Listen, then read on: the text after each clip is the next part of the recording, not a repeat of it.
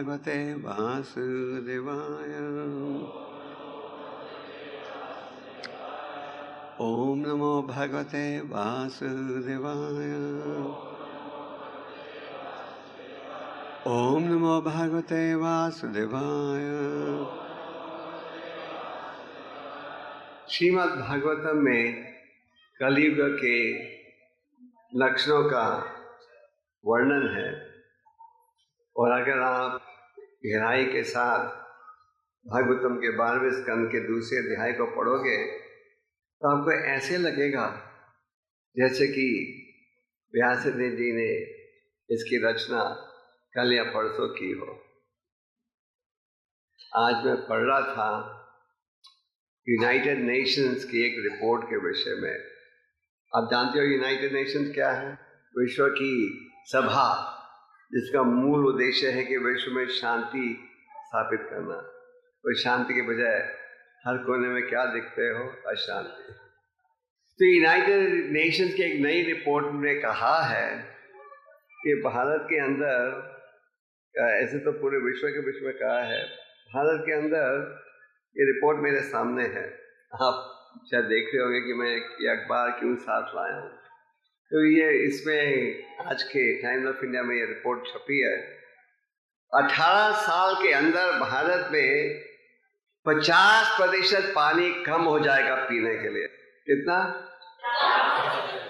और अगर आप ध्यान से देखो तो आज भी देखा जाए पानी की कमी है कि नहीं?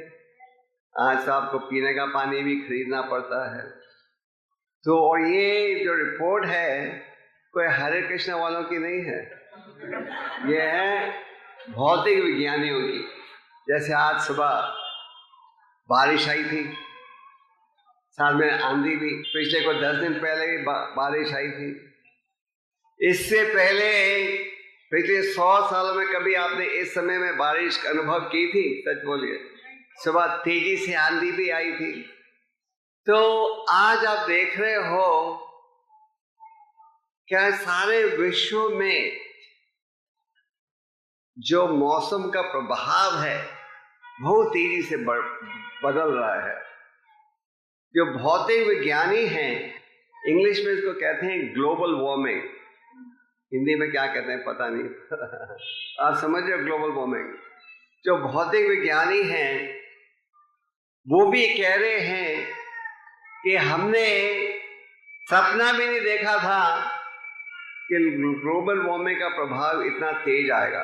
पहले 2, 3, 5 साल पहले विज्ञानी कह रहे थे ग्लोबल वार्मिंग का प्रभाव मौसम पर गिरेगा 150-200 साल पर। तो लोग कह रहे थे चलते जाओ, 200 साल बाद किसने देखा क्या होगा।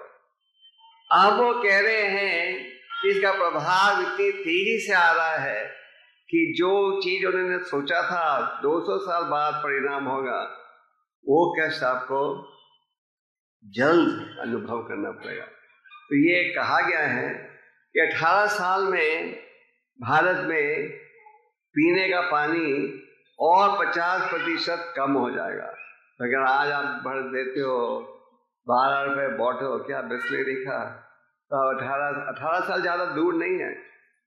तो आप उम्मीद कर सकते हो शायद 100 रुपये बॉटल आपको खरीदना पड़ेगा और 18 साल बाद। आगे ये भी कहा गया कि 18 साल 20 साल के बाद जो अन्न का उत्पादन है भारत में ये 50% कम हो जाएगा, क्योंकि जो दरिया हैं उनका लेवल बढ़ते जा रहा है। कई शहर जो सागर के पास है वो तो बिल्कुल समाप्त हो जाएंगे। कहा गया कि एशिया में अरबों लोगों के पास, अरबों लोगों का ग्लोबल वार्मिंग के कारण देहांत होगा और रहने का ठिकाना नहीं होगा और कोई धंधा वगैरह नहीं। तो ये सब जो हो रहा है इसका कारण क्या है? कारण संक्षेप में यह है कि हम इस पृथ्वी पर पाप का बोझा इतना बढ़ा रहे हैं, हम धर्म से इतना दूर जा रहे हैं कि आज इसका आपको परिणाम भुगतना पड़ रहा है। भगवद गीता में 3रे अध्याय में भगवान कहते हैं अन्नाद्भवन्ति भूतानि प्रजर अन्न संभवा। अन्न की प्राप्ति होती है कैसे? वर्षा के कारण। वर्षा की प्राप्ति होती है जब आप धर्म का पालन करो। भगवद गीता में ही भगवान कहते हैं, मया दक्षिण प्रकृति सुईते सा चराचरम। ये जो प्रकृति है किसके इशारे से चल रही? मेरे इशारे से। तो भागवतम के 12वें स्कंद में सुखदेव गोस्वामी जी ने बड़े गहराई के साथ कलियुग के लक्षणों का वर्णन किया है। पूरे सब श्लोकों की चर्चा करने का तो समय नहीं है, पर जहाँ तक हो सकता है प्रयास करेंगे कम से कम एक प्रसिद्ध श्लोक के ऊपर चर्चा करने के लिए। ये श्लोक है 12वें स्कंद का दूसरे अध्याय का 11वां श्लोक, शायद बोर्ड में लिखा हुआ है। हाँ, अब मेरे पास उच्चारण कर सकते हो। ततश्चनुदीनां धर्मा सत्यं शौचं क्षमादया नैना बलिना राजन्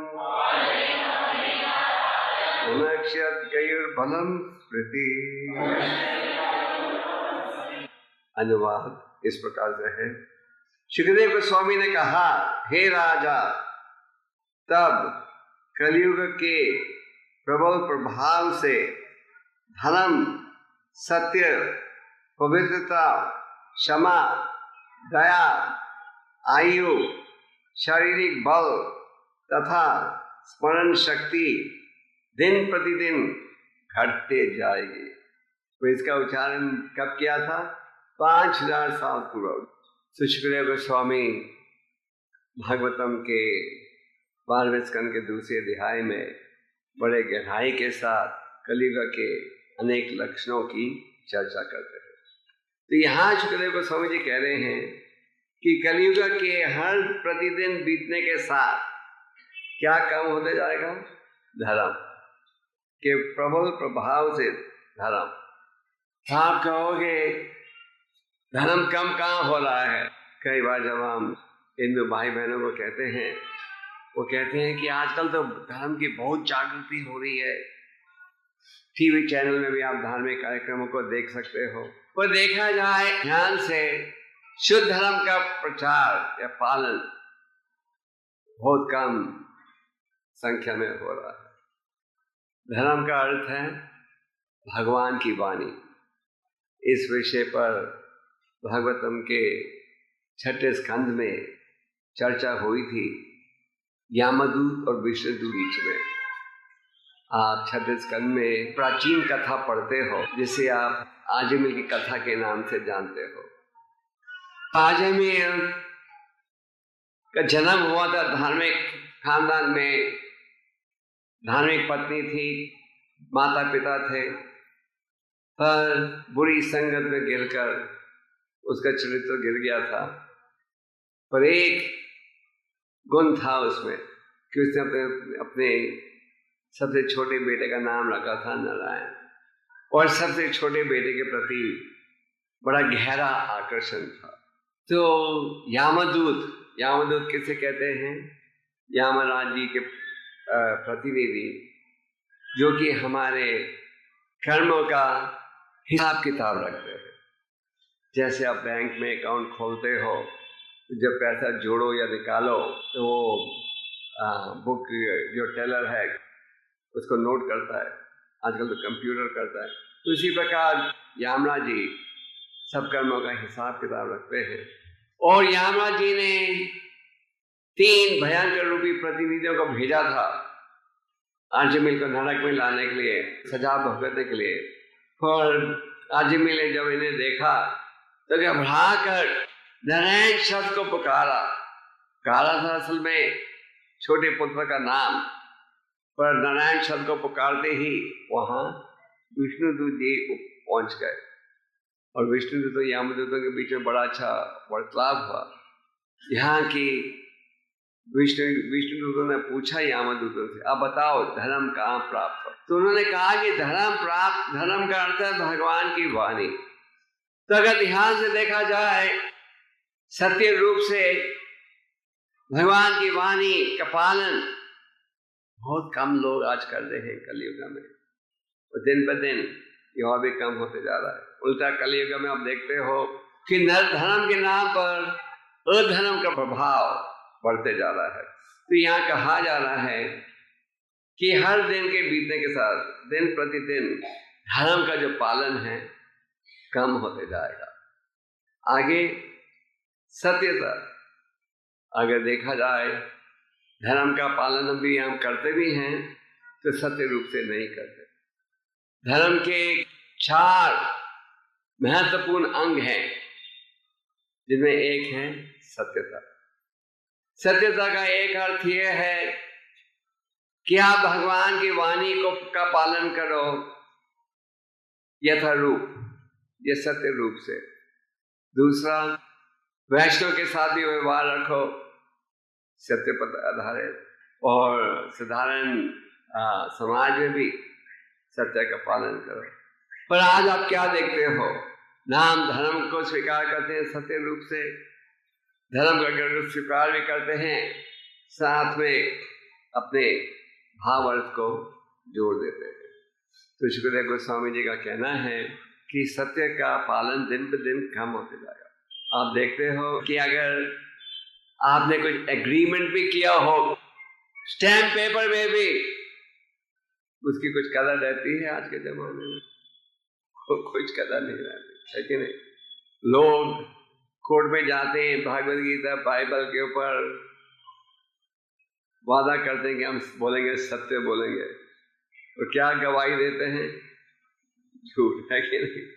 तो आज इसकी कोई कदर ही नहीं कि आप धार्मिक ग्रंथ को के ऊपर कोई वचन कुछ और सत्य बोलने का की जिम्मेदारी उठा रहे हो। फिर पवित्रता, प्रभुपाद जी कहते थे पवित्रता is the purity is the force. कहा गया है कि भगवान के प्रचार के लिए सबसे आवश्यक गुण क्या है? पवित्रता। पवित्रता का अर्थ है कि आप भगवान, परंपरा, गुरु के आदेश का पालन कर रहे हो, जिसके द्वारा अशुद्ध मन और इंद्रियां पवित्र बन पाएंगी। कई बार लोग सोचते हैं इन सब नियमों की क्या आवश्यकता, हमें तो ऐसा धर्म चाहिए जहाँ की पूरी छूट हो। पर इन नियमों की आवश्यकता क्या है? इन नियमों के पालन से ही आप पवित्रता प्राप्त कर सकते हो, और पवित्रता के द्वारा शक्ति प्राप्त होती है भगवान के संदेश को आगे बढ़ाने के लिए। पर कलयुग में आप क्या देखते हो? दिन प्रतिदिन जो पवित्रता है उसका जो पालन है बिल्कुल दिन ब दिन कम होते जा रहा है। पर आध्यात्मिक जीवन के लिए पवित्रता की आवश्यकता है अगर आप परम भगवान को भी समझना चाहते हो। अर्जुन ने भगवान के गुणों का वर्णन करते हुए क्या कहा? परम ब्रह्म परम धाम पवित्रम परमम भवम। आप जो हो सबसे पवित्र हो। तो अगर आप उस पवित्र व्यक्ति को समझना चाहो तो आपको भी पवित्र बनना पड़ेगा। आपकी आंखें ठीक हैं तो ही आपको देखेगा, कैटरेक्ट हो जाए तो कहाँ देखेगा? आपको ऊंचा बुखार है तो चाहे कितना भी अच्छा कोई भोजन दे आपको उसका टेस्ट आएगा? नहीं आएगा। तो इसीलिए पवित्रता की आवश्यकता है, और इस विषय पर भगवान ने बल दिया है भगवत गीता में। तो यहाँ कहा जा रहा है शुक्रदेव गोस्वामी के द्वारा कि दिन प्रतिदिन धर्म के साथ, सत्यता के साथ पवित्रता का भी प्रभाव है कम होते जाएगा। आगे क्षमा और दया, ये भी दिन प्रतिदिन कम होते जाएगा। आप भागवत में पढ़ते हो कि कुरुक्षेत्र के युद्ध की समाप्ति पर युधिष्ठिर महाराज के हृदय में इतना गहरा शोक था कि मेरे कारण मुझे राजगद्दी देने के लिए इतने करोड़ों लोग मारे गए, और अगर वो चाहते तो कुरुक्षेत्र के युद्ध की समाप्ति पर बड़े आसानी से धृतराष्ट्र को सजा दे सकते थे, फांसी की सजा भी दे सकते थे। आखिर धृतराष्ट्र ने क्या नहीं किया था पांडव भाइयों का वध करने के लिए। उन्हें जहर खिलाई और अनेक और कठिन परिस्थितियों में डाला। तो युधिष्ठिर और उनके भाई चाहते तो कह सकते थे, जब हम निर्दोष बालक थे तुमने क्या नहीं किया हमें खत्म करने के लिए, अब ताकत हमारे हाथ में आई है, हम तुम्हें फांसी चढ़ा देंगे। पर उल्टा युधिष्ठिर ने क्या कहा, उनके हृदय में शोक था कि मेरे कारण इतने लोग मारे गए। और युधिष्ठिर ने धृतराष्ट्र को क्या एक बड़ा अच्छा महल दिया रहने के लिए। अंदाजा लगाओ, क्षमा की भावना देखो, महल दिया रहने के लिए, हर प्रकार की सुविधा दी। इतनी सुविधा दी क्योंकि भाई विदुरा जब आए उन्होंने देखा कि मेरा भाई जो पैदाइशी अंधा है, आध्यात्मिक दृष्टि से भी अंधा था, आज उनके भतीजे की कृपा से इतने आराम से रह रहे हैं। फिर विदुरा के शब्दों को, उपदेश को सुनकर धृतराष्ट्र ने वो सुविधा को त्यागा और आगे बढ़े पहाड़ों की ओर। तो ये उदाहरण क्या है युधिष्ठिर का क्षमा का। आज आप ये उम्मीद कर सकते हो? नहीं। आज तो जैसे मौका मिले, आज तो हमारा सिद्धांत है नेले पे डला। अगर कोई एक थप्पड़ मारे तो तुम दो मारो। आगे दया, दया कहाँ है आज लोगों में? जैसे कि निर्दोष पशु, उनको हम मारते हैं जुबान के चस्के के लिए, है कि नहीं? और क्या कारण है? आप क्या मांस के बिना रह नहीं सकते? बड़े आसानी से रह सकते हो। उल्टा मांस खाने से शरीर में बीमारियां बढ़ती हैं। तो ये केवल हमारा कहना नहीं, आपके वैज्ञानिक भी कह रहे हैं कि मांस खाने से शरीर की रोग पीड़ा जो है वो बढ़ता ही है। पर आज कहाँ है दया की भावना? हम धर्म के नाम पर पशुओं पर अत्याचार करते हैं क्योंकि दया की भावना नहीं है। माताएं बच्चों को गर्भपात के द्वारा उनका वध कर देती हैं और हम दया की जो भावना है बिल्कुल नहीं है, और दिन पे दिन तेजी के साथ कम होते जा रही है। साधु के लिए तो कहा गया है उसमें दया की भावना होनी चाहिए। वो साधु जो है ये मानता है कि असली दया अगर करना है किसी पर तो उनको ऐसा सिद्धांत दो जिसके द्वारा वो पाप के कार्य से बचकर परम भगवान के शरणगत हो सके। इसलिए कहा गया है सबसे ऊंची प्रकार की दया क्या है? लोगों को भगवान का नाम देना, भगवान का ज्ञान देना, भगवान के विषय में शिक्षा देना। कई बार लोग कहते हैं अब हरे कृष्ण वाले मंदिर बनाते हो, ठाकुर जी की पूजा कर रहे हो, पर गरीबों के लिए कुछ करो ना। तो गरीब कौन है? साधारण भाषा में हम गरीब उसे मानते हैं जिसके पास रहने के लिए अच्छा स्थान नहीं हो, पहनने के लिए अच्छे कपड़े नहीं हो, जो सड़क पे घूमता है कि नहीं। और हम धनी किसे मानते हैं? जिसकी पंजाबी बाग में कोठी हो, बड़े और नौकर चाकर हो, मोटर वगैरह हो, है ना। तो हम कहते ये तो बड़ा सौभाग्यशाली, ये बेचारा गरीब है। तो शास्त्रों की दृष्टि से असली धनी व्यक्ति कौन है?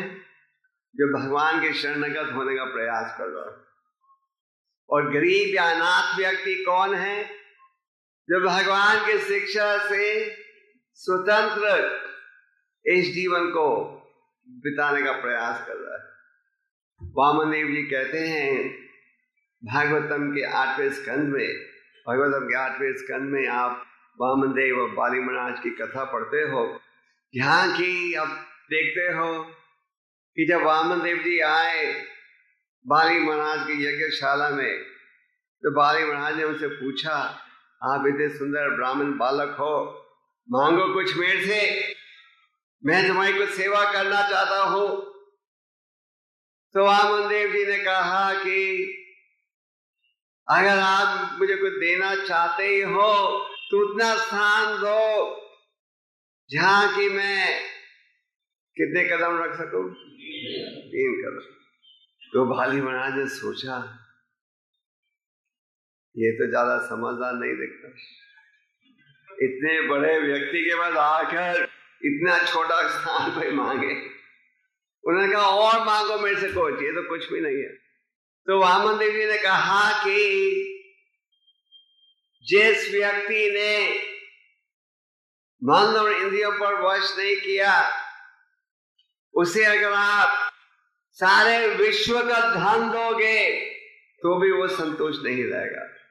और जिसने मन और इंद्रियों पर वश प्राप्त कर लिया वो हर स्थिति में संतुष्ट रहेगा। तो जो व्यक्ति आध्यात्मिकता में जुड़ता है वो मन और इंद्रियों को वश में कर पाता है।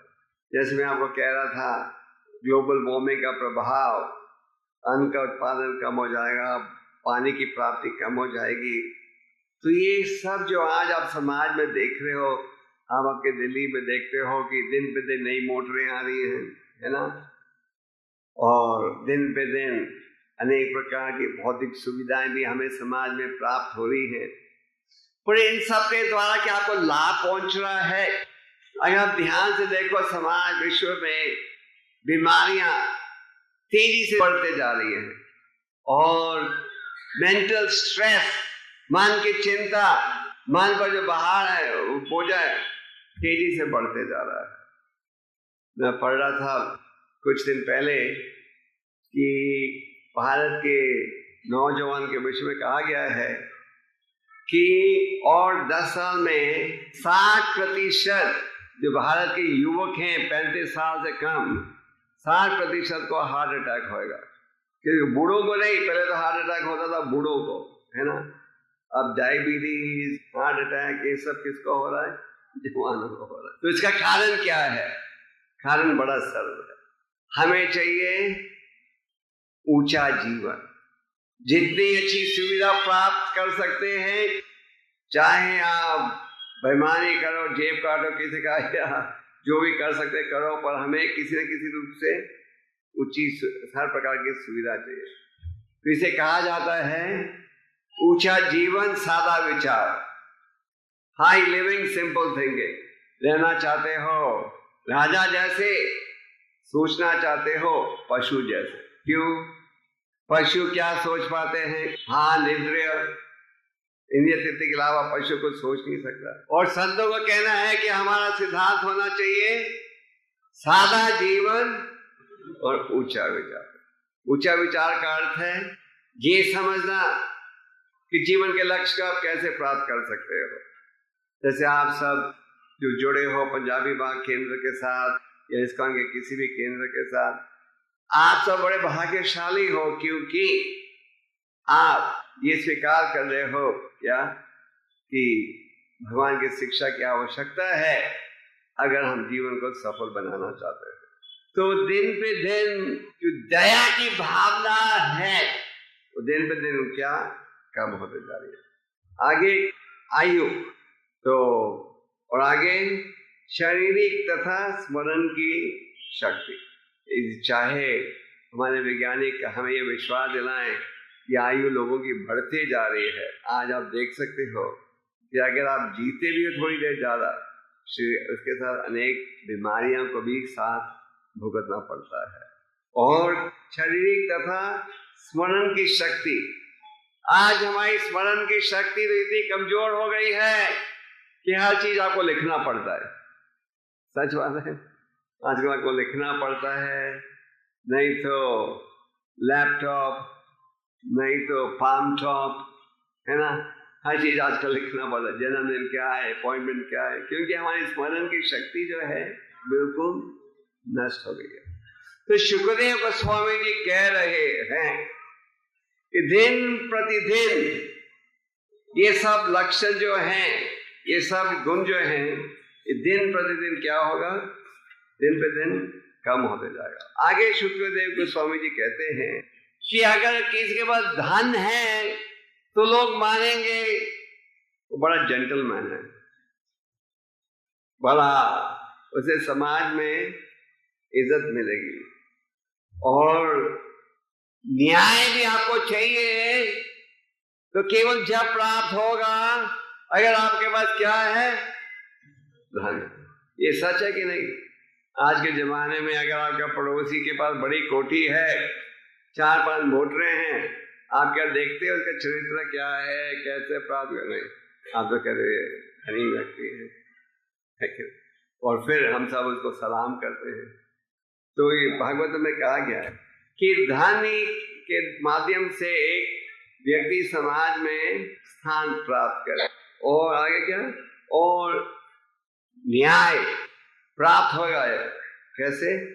धन पर आधारित। जैसे आप देखते हो आज के जमाने में अगर आपको कोर्ट में जीतना है केस, तो आपको कोई महंगा वकील लेना पड़ता है। हाँ, कई महंगे वकील तो 2 लाख रुपए लेते हैं 2 मिनट के लिए, पर उनकी कुछ कदर होएगी तो ही ले पाते इतना धन। तो ये भागवत में कहा गया था क्या कि कलयुग में ये होगी स्थिति। आगे कहा गया है कि पुरुष और स्त्री जिएंगे एक साथ, उन्हें कोई भौतिक सुख प्राप्त हो रहा हो एक दूसरे से, और जैसे ही ये प्राप्त नहीं हो क्या हो जाएगा, तलाक हो जाएगा। ना वो भी समाज में देखते हो आजकल भारत के शहरों में भी ये तलाक वगैरह तेजी के साथ बढ़ते जा रहा है। और अगर किसी ने एक जेनु पहन लिया तो ब्राह्मण कहलाएगा। व्यक्ति ब्राह्मण बनता है कर्मों पर आधारित, जैसे कि भगवत गीता के 4 अध्याय में भगवान कहते हैं चतुर्वर्ण माया सृष्टम गुना कर्म विभाग असहा, कि गुणों के आधार पर ये निर्णय किया जाता है कौन है ब्राह्मण, कौन है क्षत्रिय, कौन है वैश्य, कौन है शूद्र। पर आज कलयुग का क्या लक्षण है? आपने जेनु पहना हुआ हो तो आप ब्राह्मण कहलाओगे। पर असल में ब्राह्मण हम बनते हैं गुणों पर आधारित, और ब्राह्मणों के क्या गुण होने चाहिए उसके विषय में भी भगवद गीता के 18वें अध्याय में बड़े गहराई से इसका वर्णन है। तो श्रीमद् भागवतम जो है ये सबसे उत्तम ग्रंथ है, और श्रीमद् भागवतम में कलियुग के लक्षणों का वर्णन दिया है बड़ी गहराई के साथ। इसी श्रीमद् भागवतम में शुक्रदेव गोस्वामी से परीक्षित महाराज ने पूछा था कि ये बताइए कि कलियुग में किस प्रकार लोगों का उद्धार होगा, क्योंकि जो भगवान के भक्त हैं वो समाज के शुभ चिंतक रहते हैं, तो उनके मन में सदा ये भाव रहता है किस प्रकार इन बद्ध जीवों का उद्धार कर सके।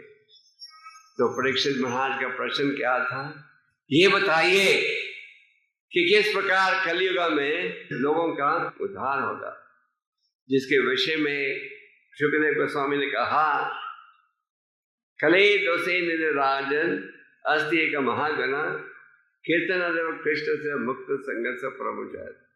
शुक्रदेव गोस्वामी जी ने कहा कि ये कलियुग में दोष ही दोष है, पर एक गुण है इस कलियुग में, क्या है? कृष्णा का कीर्तन, कृष्ण का कीर्तन। और चैतन्य महाप्रभु जी ने कहा है कि हे भगवान, आपने अपने नामों में पूरी शक्ति डाली है, पर मैं इतना दुर्भाग्यशाली हूं कि मैं इसका लाभ नहीं उठा पा रहा। चैतन्य महाप्रभु जी तो स्वयं भगवान है, इस विषय में कोई शक नहीं। भागवतम में भी इसका प्रमाण है कि भगवान अवतारित होंगे गुप्त अवतार के रूप में या छुपे हुए ढके हुए अवतार के रूप में, पर महाप्रभु जी प्रकट हुए थे भक्त के रूप में।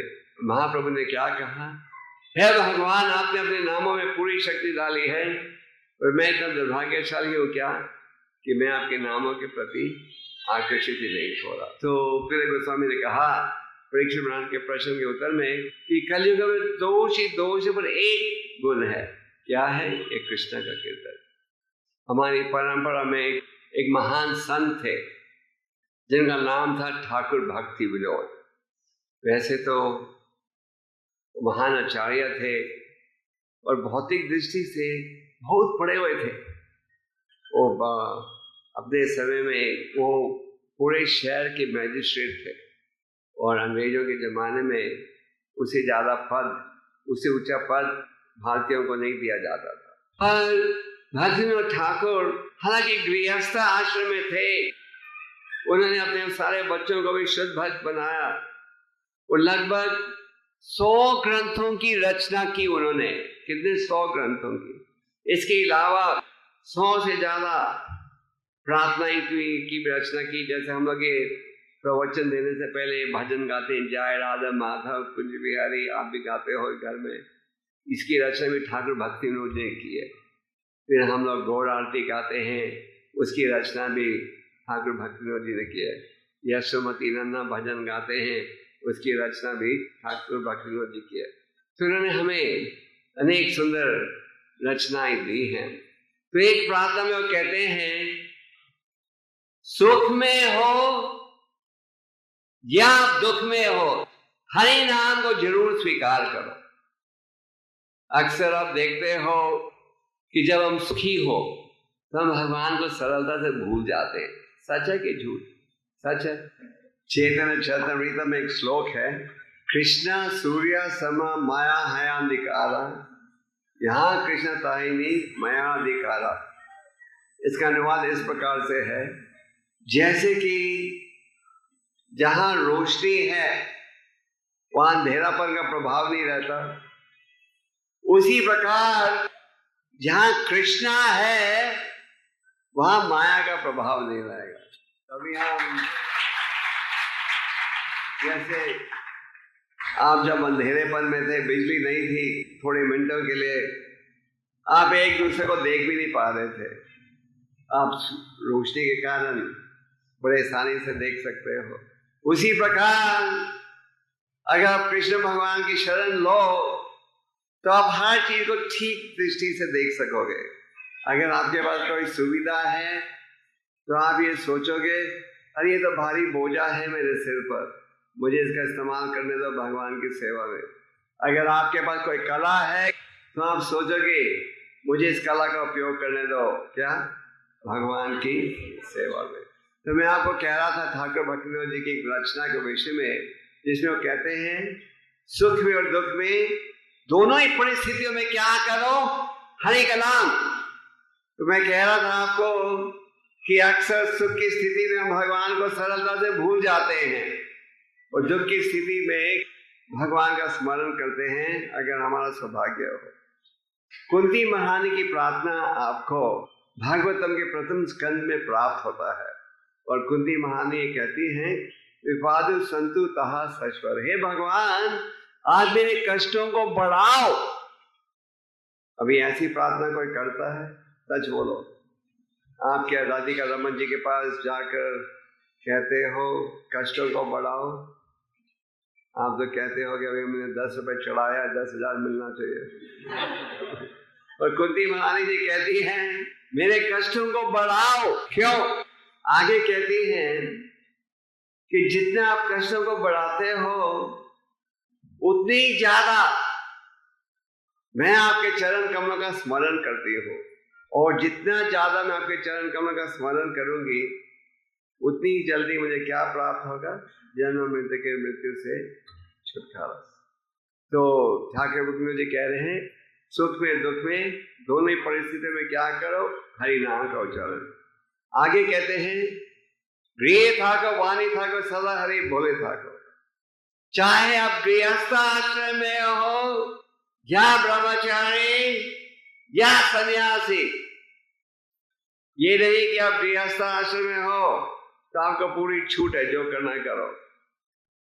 कई बार हमारे हिंदुस्तान में गृहस्थ भक्त कहते हैं, गृहस्थ लोग कहते हैं, हम तो गृहस्थ आश्रम में हैं, इस आश्रम में पूरी छूट है।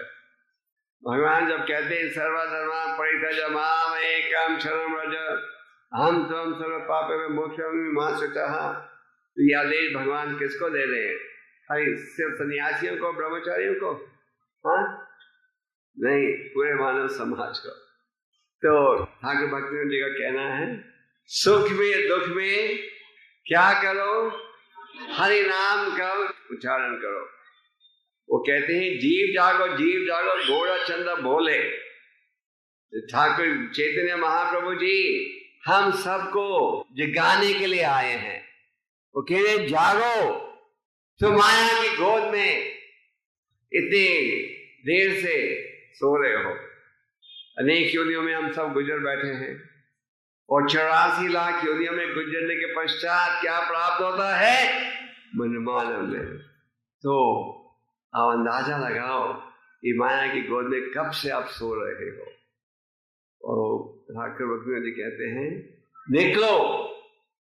वो कहते हैं कौन है तुम्हारा असली मित्र? अमी बिना के अचेत, मैं हूं तुम्हारा असली बंधु मित्र। आपका असली मित्र कौन है? जो कि आपका सहयोग देना चाहता है भगवान के शरणगत होने के लिए।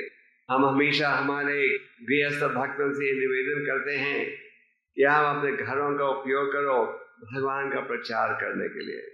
भगवान का प्रचार हम घरों में करते हैं नामहत कार्यक्रम के द्वारा, भक्ति वृक्ष के द्वारा। भक्ति वृक्ष कार्यक्रम और नामहत में क्या अंतर है? नामहत में 30, 40, 50 भक्त इकट्ठा आते हैं, मिलते हैं, कीर्तन होता है, प्रवचन होता है, प्रश्न उत्तर होते हैं। पर भक्ति वृक्ष के द्वारा 8-9 भक्त छोटे ग्रुप में मिलते हैं एक लीडर के साथ। वो बड़े गहराई से शास्त्रों को पढ़ते हैं। आप हैरान होंगे सुनकर शहर कि एक मस्कट कितना बड़ा देश है, छोटा देश है ना। तो मस्कट जैसे देश में कोई 400 भक्ति वृक्ष के ग्रुप हैं। मतलब छोटे देश में 400 भक्ति वृक्ष के ग्रुप हैं जो कि हर हफ्ते मिलते हैं 8-9 भक्त एक साथ। और वो क्या करते हैं? बैठकर गीता को डिस्कस करते हैं, प्रश्न उत्तर पढ़ते हैं। तो इसमें क्या आध्यात्मिक ज्ञान बढ़ता है। नामहत ग्रुप में आध्यात्मिक ज्ञान इतनी तेजी से नहीं बढ़ता। एक आदमी प्रवचन देता है और दूसरे सुनते हैं, आधे सोते हैं और इतने गहराई से वो शास्त्र को नहीं पढ़ते। पर भक्ति वृक्ष में छोटे छोटे ग्रुप में बैठकर लोग शास्त्र पढ़ते हैं, कीर्तन भी करते हैं पर कम, ज्यादा शास्त्र पढ़ते हैं। तो शास्त्र को पढ़ने से हमारी आध्यात्मिक बुद्धि ज्यादा तेज बनती है। शास्त्र को पढ़ने से आपका आध्यात्मिक जीवन ज्यादा मजबूत बनता है। जैसे कि आप अगर विटामिन खाते हो तो सेहत अच्छी हो जाती है। कहते हैं आज लोग एडवर्टाइजमेंट देते हैं च्यवनप्राश खाओ। तो शास्त्रों का पढ़ना बहुत ही आवश्यक है। शास्त्र का अर्थ है भगवान की वाणी। अरे भगवान की वाणी, भगवान ने शास्त्र क्यों दिए हैं? हम भक्तों को पढ़ने के लिए। और हमारा सौभाग्य क्या है कि इन शास्त्रों में, इन ग्रंथों में हमें प्रभुपाद महान आचार्यों का तात्पर्य भी प्राप्त होता है कि नहीं? अब भगवद गीता का श्लोक पढ़ते हुए आगे तात्पर्य है, तो ये तात्पर्य को हम ध्यान से पढ़ेंगे तो इसका ये लाभ होगा कि आप भगवान की वाणी को, भगवान के अनुवाद श्लोकों को ज्यादा अच्छी तरह समझ पाओगे। तो इन शास्त्रों को हमें पढ़ना चाहिए अगर हम आध्यात्मिक जीवन में परिवर्तन करना चाहें। क्योंकि जब आप आध्यात्मिकता में जुड़ते हो तो साथ में अनेक माया का सामना भी करना पड़ता है। माया का सदा ये प्रभाव रहता है आपको विचलित करने के लिए। और हमारी सुरक्षा कैसे होती है? श्रवणम कीर्तनम विष्णु स्मरण और साधु संगत के द्वारा। श्रीमद् भागवतम के 3 स्कंद में आपको भगवान कपिलदेव जी की शिक्षा प्राप्त होती है। कपिलदेव भगवान की माता का नाम था देवहूति। तो देवहूति को पता था कि उनका पुत्र कौन है? स्वयं भगवान है। तो बेटे ने कहा, माता ने पूछा था प्रश्न जो हम सबको पूछना चाहिए। माता का प्रश्न ये था ये बताओ कि कैसे मुझे इस जन्म मृत्यु के बंधन से छुटकारा प्राप्त हो सकता है। तो बेटे ने कहा, शिक्षा दी आगे, बेटे ने कहा कि भक्तों की संगत में जब हम भक्ति के नियमों का पालन करते हैं तो उसके द्वारा माया के प्रति जो टेस्ट है, हमारा आकर्षण है, वो घटता है। अगर आप माया से बचना चाहते हो, आप लोग माया से बचना चाहते हो या नहीं? कौन कौन माया से बचना चाहते हो? सब, सचमुच? अच्छा, क्या इस बात में सब कहेंगे बचना चाहते? नहीं, आप बचना चाहते नहीं तो आप इधर क्यों आओ? तो अगर माया से बचना चाहते हैं तो हमें इस शिक्षा का लाभ उठाना चाहिए। जैसे भगवान गीता में कहते हैं, देवीश गुणमाई मम माया दुरत है। आप अगर ये माया के प्रभाव, माया बड़ी बलवान है, तो अगर माया के प्रभाव से बचना चाहते तो क्या करना पड़ेगा? मेरी शरण में आना पड़ेगा। तो माया से बचने के लिए प्रभुपाद जी की कृपा से हम सबके पास हथियार भी हैं, हमें इसका लाभ उठाना पड़ेगा। तो श्रवणम कीर्तनम विष्णु स्मरणम, श्रवणम का अर्थ है कानों से सुनो, भगवान ने 2 कान दिए हैं, और कीर्तनम, जीभ से इसका उच्चारण करो, विष्णु स्मरणम, मन से क्या? भगवान का चिंतन करो। तो आप सबसे ये निवेदन है कि आप इस शिक्षा का लाभ उठाइए। आप देख रहे हो कि कलयुग कितनी तेजी के साथ बीत रहा है, और दिन पे दिन क्या भौतिक स्थिति से भी जीना दिन पे दिन कठिन होते जा रहा है ना? तो इसलिए प्रभुपाद जी कहते थे, this material world is no place for a gentleman और जेंटलवुमन।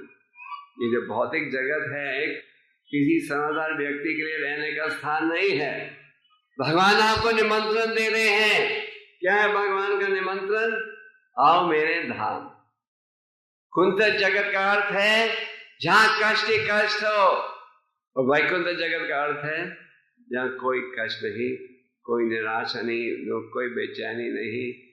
जैसे राम राज्य के समय कुछ दिन पहले आप भक्तों ने रामनवमी मनाई थी, तो रामनवमी, राम राज्य के समय समाज में कष्ट था, कोई मानसिक कष्ट नहीं, शारीरिक कष्ट नहीं, मृत्यु नहीं, बुढ़ापापन नहीं, कुछ नहीं, पूरा समाज सुखी था। तो कई बार लोग कहते हैं, क्या इस कलयुग में ये राम राज्य का सुख प्राप्त हो सकता है? तो प्रभुपाद जी इस विषय में 9वें स्कंद में कहते हैं, हाँ, राम राज्य का सुख इस कलयुग में भी प्राप्त हो सकता है अगर आप ये महामंत्र का उच्चारण करो। जैसे कि आप देखते हो गर्मी के मौसम में आप ठंड, अच्छा मौसम महसूस कर लेते हो कमरे में, क्या? एयर कंडीशनर के द्वारा। और सर्दी के मौसम में हीटर द्वारा आप गर्मी का वातावरण पैदा कर देते हो। तो उसी प्रकार इस कलयुग में आप सतयुग का वातावरण उत्पन्न कर सकते हो ये महामंत्र के उच्चारण के द्वारा।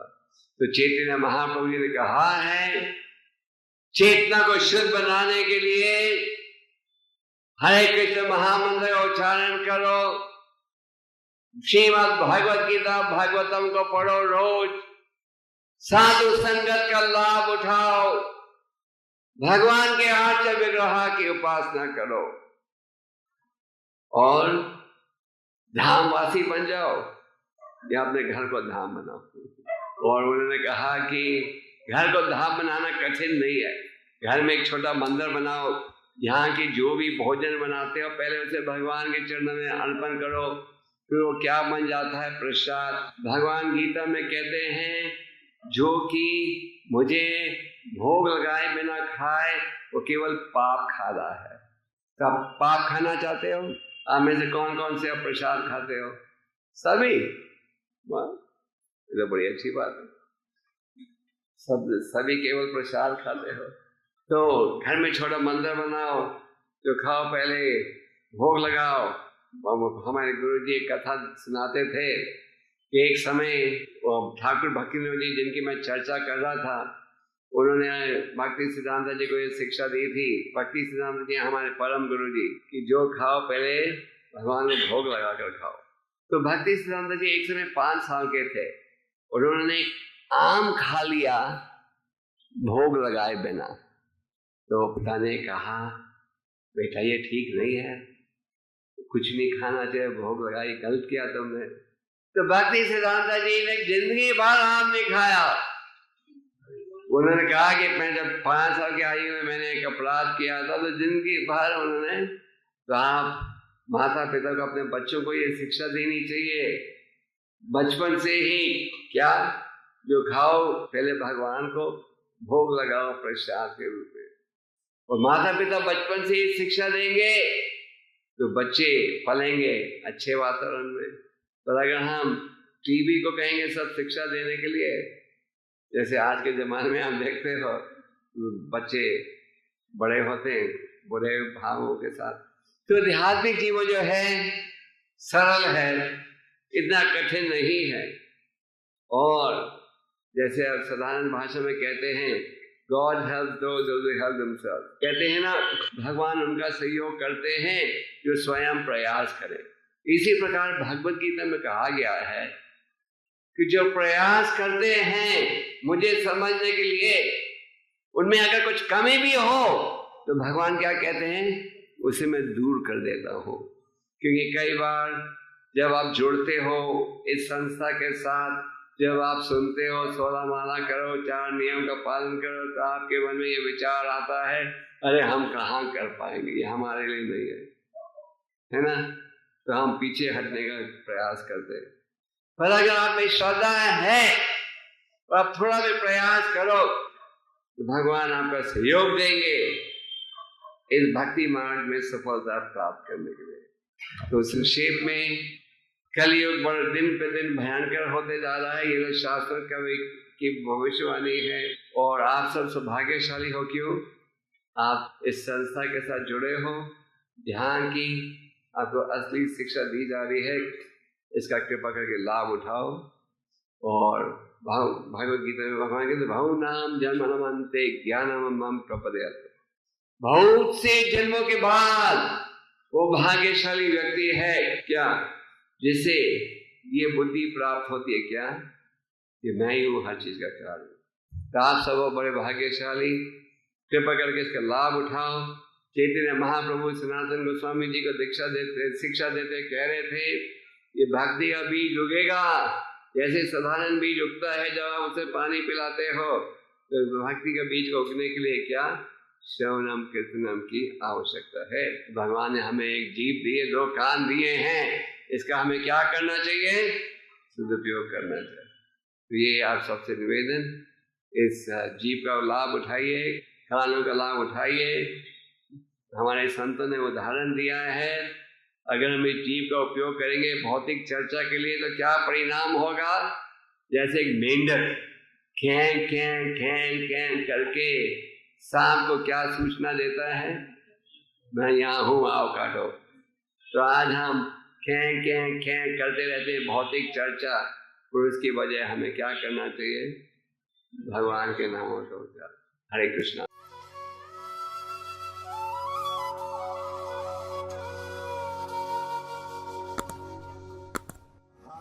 Krishna Hare Krishna Krishna Krishna Hare Hare Hare Rama Rama Rama Hare Hare